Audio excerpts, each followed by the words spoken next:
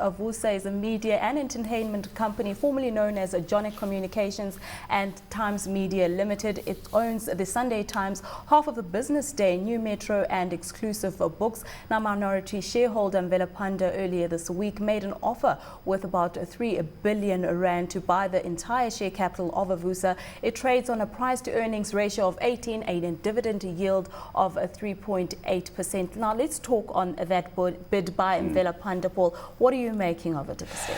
I'm not too sure what to make of it, because Avusa is a company in trouble. It's had leadership changes and it's got a loose shareholder base.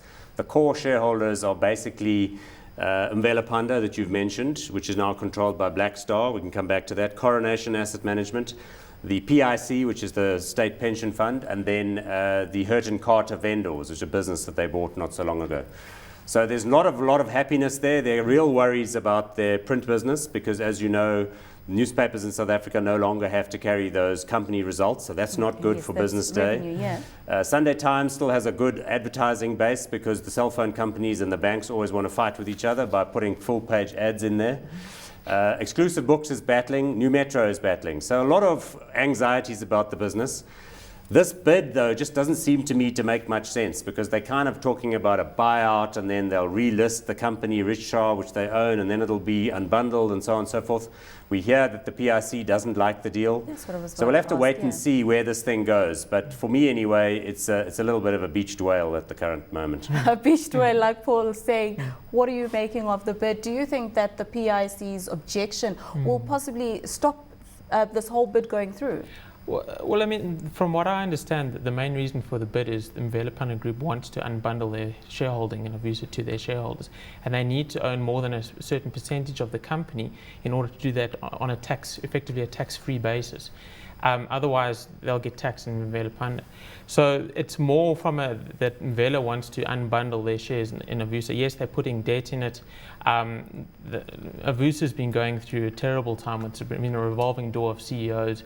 I mean, I don't think they've managed the businesses particularly well. And I mean, you know, if I look at some of the businesses, kind of Exclusive Books, what would I pay for Exclusive Books? I almost don't think I'd pay anything for it. It's a business in decline and it's losing money, and I don't know, maybe I'm a little bit too negative on it, but yeah. So are you saying that Exclusive Books could be the end of Exclusive Books in a couple of years' time? Well, I was actually thinking about it today. I almost wonder in 10 years' time if a bookstore might be something like a stamp store is today. I mean, you find them occasionally, but they're in some obscure shopping centre and nobody really goes there unless you're kind of a collector of stamps. And I think bookstores might go that way. Looking at that 24 Rand that they are selling the shares at, is that a fair value? Look, at that level, you're getting quite a good price for it. So I think many shareholders who you know, are just hanging around waiting for something to happen would perhaps look at that favorably. I mean, it did trade at sort of 30 Rand 4 or 5 years ago, but since then it's been fairly slender pickings. Earnings have been under pressure. They haven't made substantial losses, but they kind of look as though they're on the back foot. And as we mentioned earlier, the market doesn't like businesses that appear to be in sunset industries.